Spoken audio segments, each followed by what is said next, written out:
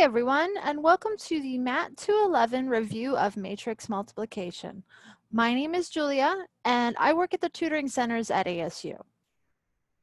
So, our problem says, given the system of equations, this guy, we want to write the system as a matrix equation, A times X equals B, where each one of these is going to be a matrix. So let's talk about what AX equals B means. So AX equals B. So when you see notations in this form, first, this X is going to be a vector of variables, or a matrix of variables that is going to be like sum n, which is the number of variables, and times 1. So then your B is going to be a vector, or a n by, well, in this case, m by n, m by 1, there we go, matrix of your solutions. So that's these guys here. It's everything that your equation is equal to, and it's always just a regular number. There's no variables associated with it. So when I say m in this case is the number of rows or the number of equations.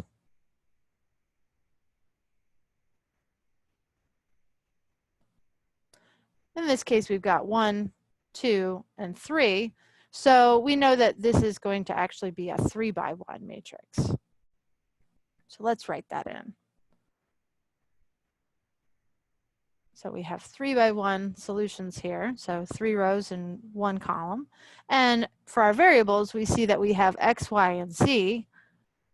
So this is actually going to also be 3 by 1. Now our A is a matrix of the coefficients of each x, y, and z for each equation.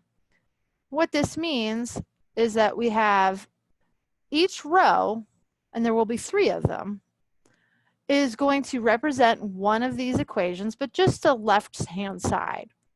And each column is going to represent one of the variables. So there will also be 3 variables. And this is important because we need to know that 3 by 3 is possible. So we need to know that our A times X is possible, or otherwise we can't multiply this and get B. So let's see what this looks like with our problem, because I think it'll be a little easier to understand once we have it with actual numbers.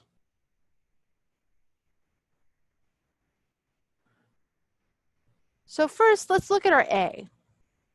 Actually, you know what? Let's go ahead. We'll draw our A in, but let's go look at our X.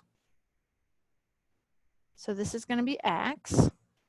And sometimes you'll see it written with a little arrow over it as well, but that's just by choice. So we could just call it X here. So X, we know that we have an X, Y, and a Z.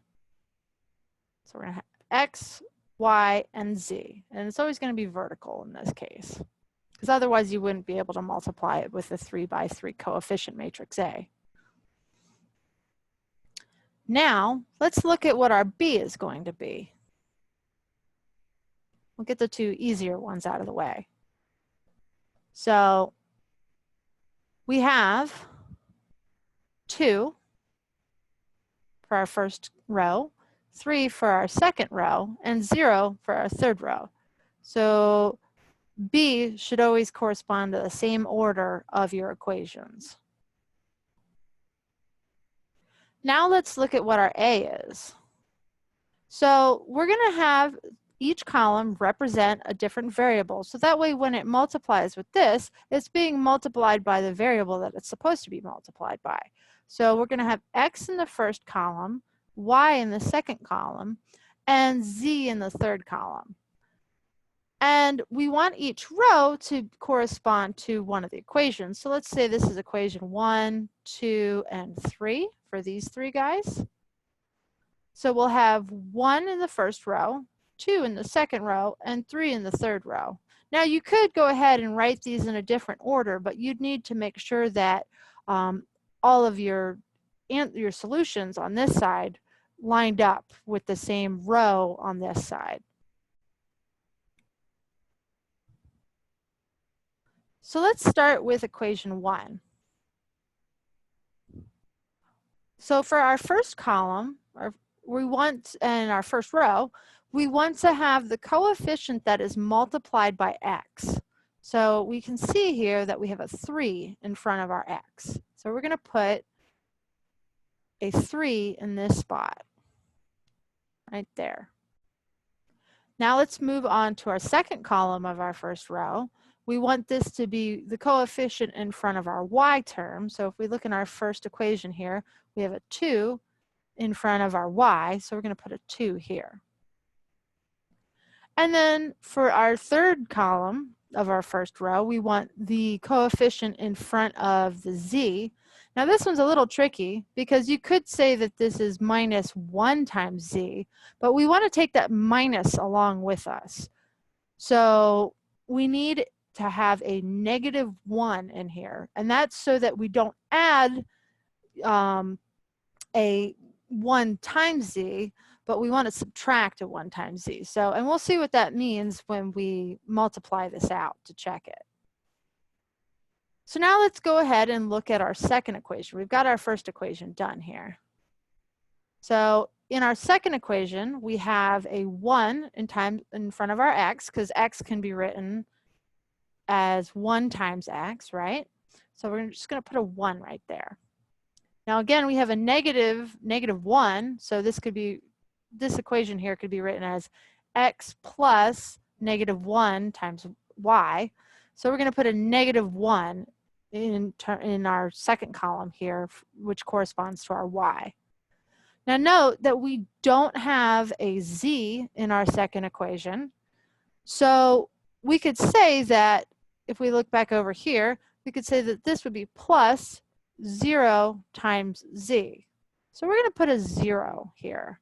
So that way we don't add in an extra z when we multiply this row, the second row of our coefficient matrix, with our x matrix. So now let's move on to our third equation. So our third equation, we have a 1 in front of our x, because remember that's x can be written as 1 times x, so we'll put a 1 here.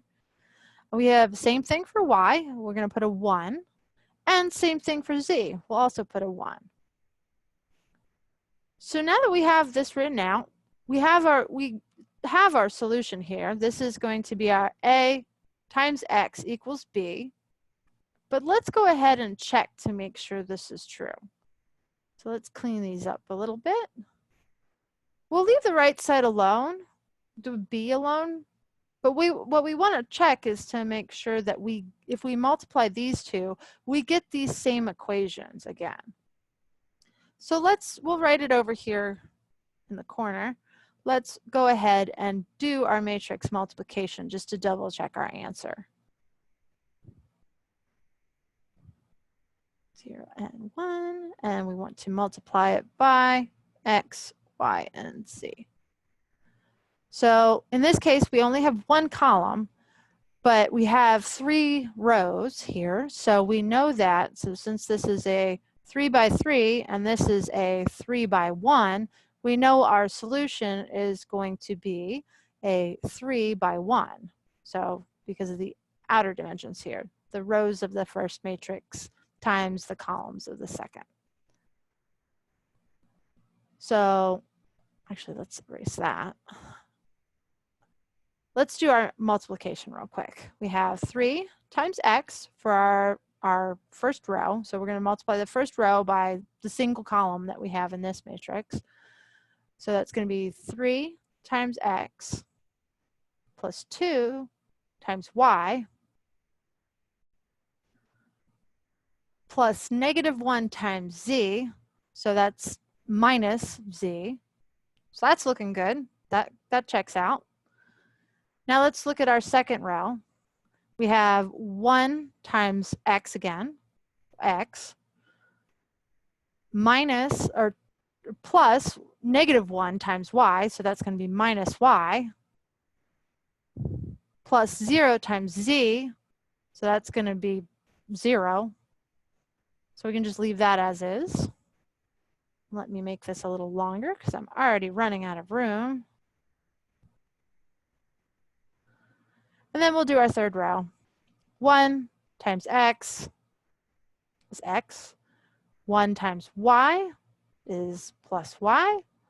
And plus 1 times z plus z. So if we look at this, this corresponds to each of the left sides of our equations in our system of equations. So we've got this guy works, and this guy works. So this checks out. We've set this up correctly. So we know that our system over here is our solution. So let's go ahead and draw a nice little box around that.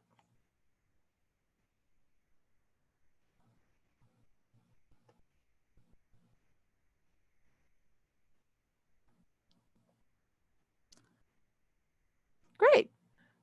So that's all we have for today. Let's clear this. Before I go, I just want to remind you all that if you're looking for any additional tutoring services or academic support at ASU, you can go to tutoring.asu.edu to find all of the Tutoring Center's resources. And specifically, if you're looking for a tutoring service for a specific course, you can go to our main website here and look for the tutor search tool, or you can just go to this full link here, and that'll take you right to that tool. So thanks so much, and have a great rest of your day.